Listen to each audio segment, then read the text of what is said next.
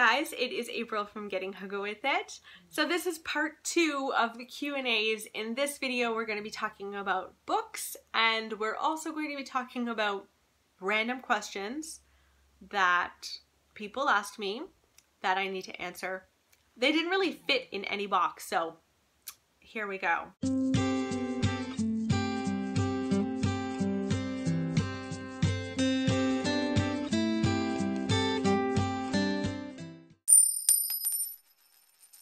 Tracy G asked, do you keep all your books contained in that one room or scattered about the house? It's all here. It's all here. Oh, I do have a tiny bit of books downstairs in the living room that's like coffee table books. I really need to get another bookcase. It's going to happen this year, and then I'll have 2 bookcases. And this bookcase will go into the guest bedroom, I believe. And I don't know which books I'll transfer over there, but it's in the works. It's in the works. Chris Weingartner asked me, what is the most valuable book or books you have, whether it's monetary or just very special to you? And this is very easy for me to answer. This Christmas, Barry got me a signed copy of a book by Nora Ephron called I Feel Bad About My Neck. I loved Nora Ephron. She was like one of my ultimate heroes in my life. She's someone I look up to immensely, and she passed away.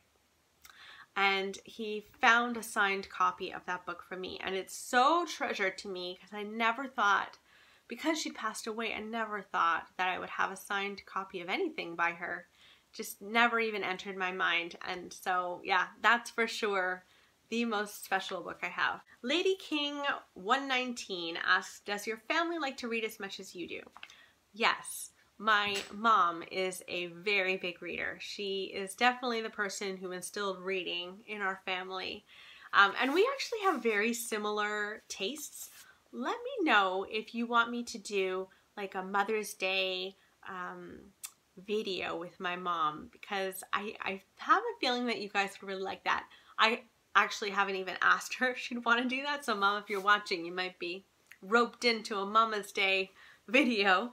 The other person in my family who loves to read is my sister Rebecca.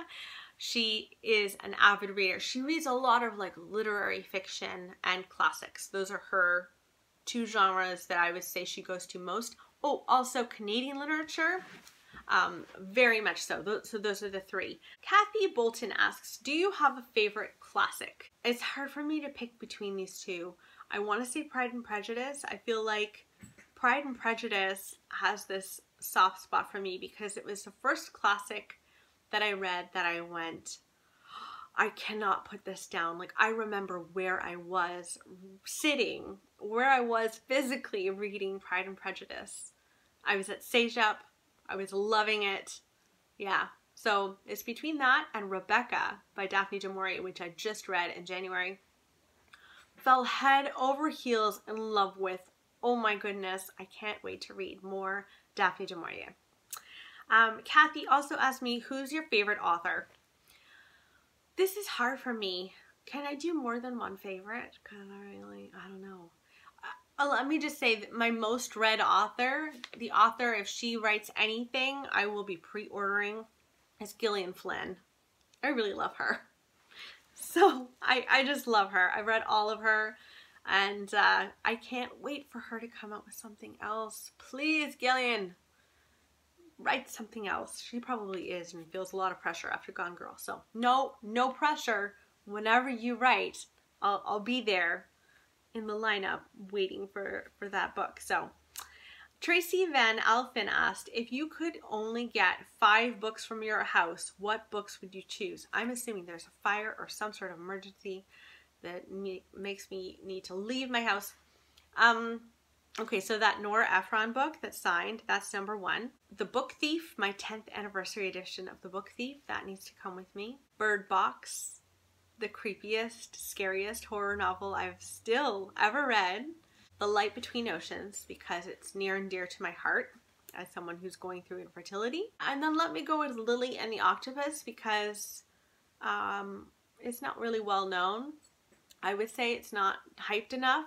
So yeah, that's my last one, I think. Simona from Tabata774 asked me, what are the 5 worst books of your life? I don't know if I can come up with 5, but let me try. Moby Dick. I hated Moby Dick.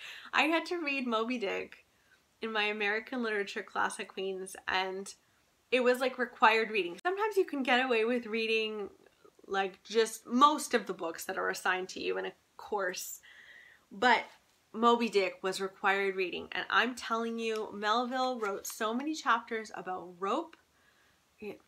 God, I really didn't like that. I also really hated The Spider and the Fly. It was, that was a true crime book that I read in the beginning of 2017. I really hated that book. It was just not well written, and it was about a reporter who's had this relationship with this murderer, and she was trying to get a story out of him. Really struggled with that book because she kept comparing her own life to his family's life. And there's a huge difference between a reporter who has some problems in her relationship with, you can't compare that to a murderer. She was trying to be too understanding. And I'm an empathetic person, but this was such a stretch. It was such a reach. I hated that book. I also really hated Twilight. I hate Twilight. I think it's such a bad example. It sets a bad example for young girls that you can be weak, that you should be weak, that men should follow you around and basically stalk you. I hate Twilight a lot. I can't think of anything else I truly hate. I don't know, guys. I feel like that's number 3 for me. Hey Little Thrifter asked me, have you met any authors at a book signing or elsewhere? And if so, who? And how was the experience? I never have.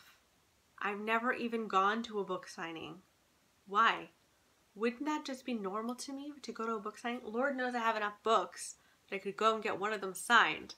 I haven't done that, but I would absolutely be there if like Kathleen Grissom was at a book signing near me, or Gillian Flynn. I would go to that. Although, can I just say that I feel like we should collectively slap Barry silly for standing in line. I don't even know where he was in the States, but he was standing in line and for a hot dog or something. And in front of him was Stephen King. Didn't say anything. I'm not a huge Stephen King fan, but I would have said, oh my goodness, you're Stephen King. And then just stood there like a creepy person. The May Cave asks, I know that horror and thriller and historical fiction are your favorite genres. Do you know any books that combine those genres really well? Sometimes I love a good genre mixed book. Yes, I do. And it's The Winter People by Jennifer Mahone. I have always said Jennifer Mahone, but apparently it's just Mahone, which is so much easier. Yeah, that is a great book. It weaves 2 storylines, present day and historical. There's a kind of haunting kind of vibe to it. It's very disturbing. Yeah, definitely read The Winter People if you haven't read that and like historical fiction and horror. It's like they made a little love child. Susan N asks, does your husband ever hint that you might be spending too much time reading? No, he's never said anything. Should I be worried? I don't know. But I feel like he has his football and his hockey, and like he's downstairs in his little man cave getting in all the sports. Surely I can have my reading. So he hasn't said anything yet, but I'll let you know if he does. Jennifer J asks, what are your top 3 historical fiction books? The Book Thief would be number 1. Number 1, The Book Thief. If you haven't read that, please go and do it. Oh, so good.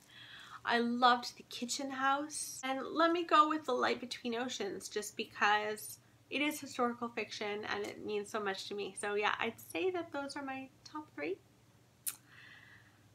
with Paper Fruit asks, what is a book that made you double over with laughter? Now, you guys know me, and I don't really read a lot of books that are hilarious. I tend to go for books that are going to scare me horribly, or are going to make me cry. Those are the two kinds of books. But I did really, really love Tina Fey's Bossy Pants. I listened to it on audio. You really do need to listen to it on audio. It was wonderful and hilarious, and I laughed out loud. I Am Vic asked, how did you get into reading? Was there a certain book that made you fall in love with reading, or was it a general thing that you've always done? I've always read. My mom instilled that in us when we were kids. You read. You just read, and I loved reading with my mom. I had a few favorites when I was a kid. I loved The Giving Tree. See, I even liked sad books when I was a kid. Apparently, this is just me. I really liked Matilda. All of those books by Dahl I really enjoyed. Amber Eats Books asks, if you had to pick between rereading your favorite books for the rest of your life or only reading new books, which would you choose? And this is very easy for me. I would pick new books so that I could add them to my favorites pile. I sometimes get nervous about rereading favorites because I don't want anything to be changed. I want nothing to be changed. I don't want to change my mind about loving them. So yeah, definitely new books all the way. Bex Veg asks, any favorite book author from your years as a little reader? I did really like Judy Blume. I should mention that. Judy Blume, Roald Dahl. Yeah. Andrew Brendan asks, what are the 3 books that most influenced your life? Holy mackerel, Andy, that's a tall order. So the first one I have to say would be Pride and Prejudice, because I remember thinking, I just connected with it so much when I was, I think I was 17 when I read that, and I realized that I loved English literature reading Pride and Prejudice. So that was monumental for me. That was a big shift for me. I also have to say The Light Between Oceans, because I have gone through infertility for so long and I have had a miscarriage. That was life-altering and affected me. I also have to say Eat, Pray, Love. I was single when I read Eat, Pray, Love, and I'd just gone through a breakup that I thought he was the guy. He was such a jerk, by the way, but so not the guy. But I read Eat, Pray, Love, and it just helped me put things into perspective that you gotta take care of yourself, look after yourself, and this life journey should be your personal life journey as well. And yeah, I think those 3 are the ones that have impacted my life the most. He also asked, do you have any favorite Canadian authors? I mean, Margaret Atwood. If you haven't read Margaret Atwood yet, The Handmaid's Tale is wonderful. Alias Grace is beautiful. I really like her. She has such a different, like, a range of books and writing styles. Very, very fascinating. I really love her. Do you do any writing of your own, or do you think you might write in the future? If yes, what kind of writing? So I write all the time, every single day for my job as a magazine editor and in communications. So I write all the time, but in terms of books, like, I will have ideas for thrillers and stuff, and then they'll just go away. The one book that I do think I could write is nonfiction, kind of self-helpy, about being single and how to find the right person for you. As someone who was single for a really long time, I had to learn lessons the hard way by getting my heart broken quite a few times. Yeah, I think that I could write a book that would actually help some women. So yeah, I would consider that for sure. Aaron Armstrong wrote, do you find that you have reading slumps occasionally? What do you do to get past them? And do you read multiple books at one time? I'll answer the last one first. I read probably just 2 books at the same time. That's what I'm comfortable with. An audiobook all the time. When I'm getting ready, when I'm driving, an audiobook is always playing, and then a physical book. That's my favorite way to do it. I have found myself reading too many books at once, and that actually leads me to a reading slump, because there's no novelty. When you have 5 books on the go, you're going to be reading those 5 books for that month. And I really love reading a book and then going to my shelves and picking out something new. In terms of a reading slump, and how to get out of one, I would definitely reach for thrillers or books that are going to make you feel things. That's how I get out of reading slumps, because those are the 2 things that make me love reading. I also recommend like going on BookTube and listening to people gush and gush and gush about a book, and then going out and picking up that book. Pick a booktuber that you really, really trust. And if there's a book that they mention, or if several booktubers have mentioned that one particular book, that book could be the thing that gets you out of the reading slump. Yeah, I wouldn't suggest like blindly walking into a bookstore and looking for books randomly, because it's so hit and miss. There's so many books out there. But yeah, I actually did a whole video about how to get out of a reading slump, so I'll link that somewhere. A Wandering Mind asked, do you read young adult? Very rarely. Very, very rarely. I have more misses than hits with young adult, so I struggle with young adult a lot. I just finished reading Down Among the Sticks and Bones and loved that. And I will give things a shot. Like, I really do want to read Hex at some point, which is young adult. I think it's just because I'm at such a different point in my life. I'm 36. It's been a long time since I was 16. Let's not talk about that too much. What historical fiction book would you recommend to someone who's just starting reading this genre? Yes, I thought about this one. I read this while I was at work, and I thought about it a lot, and I would recommend The Book Thief. It's huge.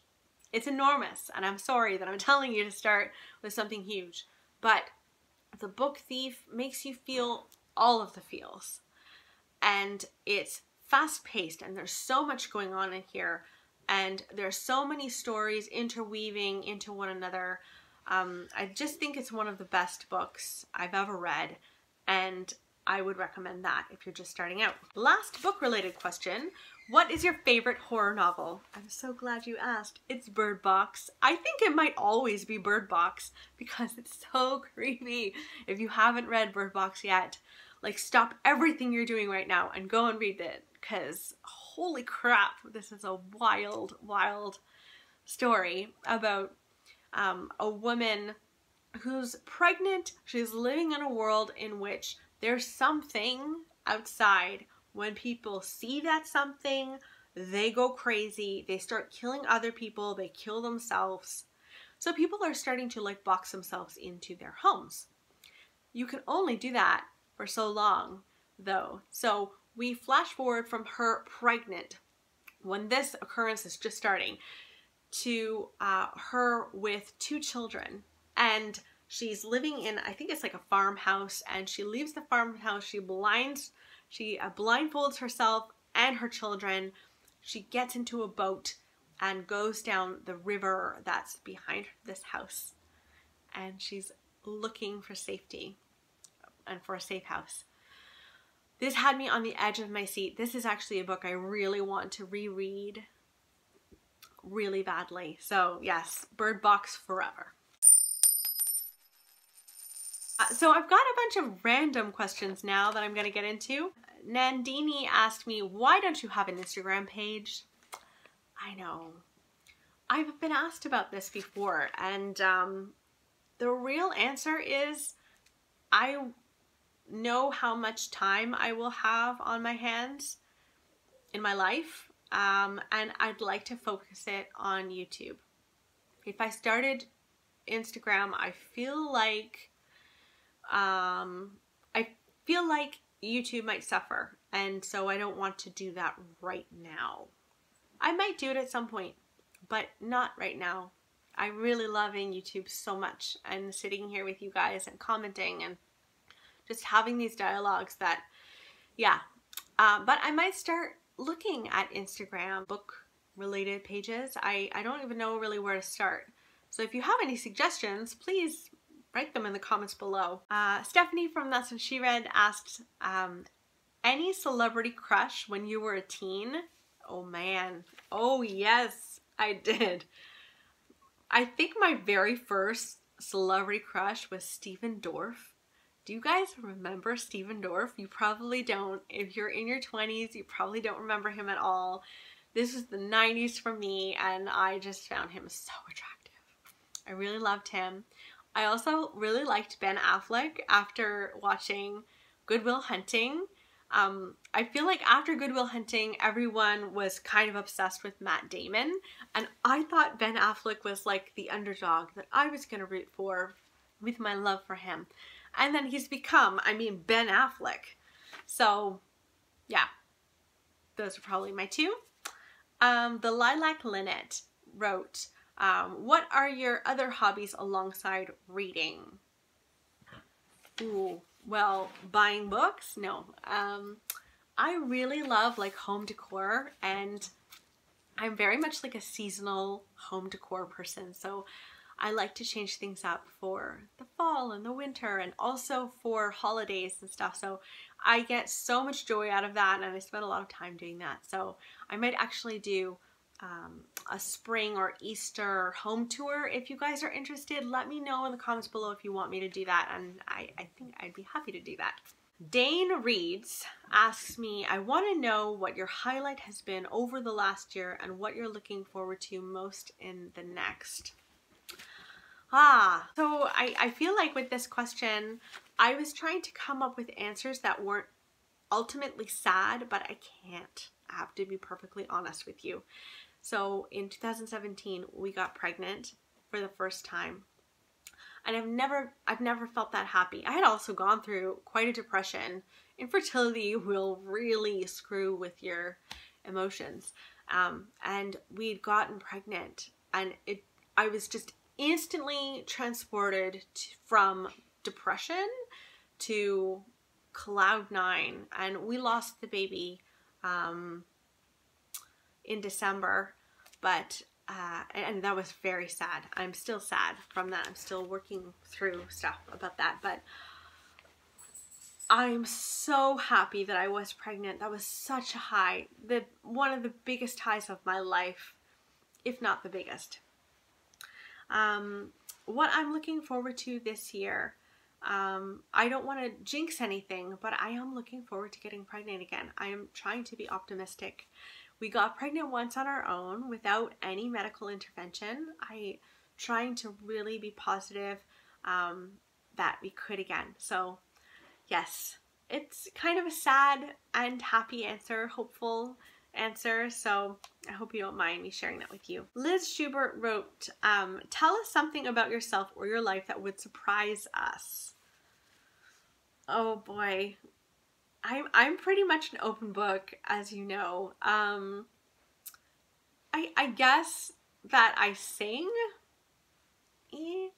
I used to sing all the time. When I was in high school, I thought singing was going to be my career, that I would pursue that in my education. That didn't happen, but yeah, I sing.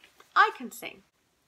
Julie from A Girl in a Book asked, what is your favorite song at the moment or favorite genre? Beyonce, always. I really love Jealous right now. I'm listening to that song over and over again. I love all of Beyonce. I am not ashamed. She is awesome. So yeah, that's the latest one right now.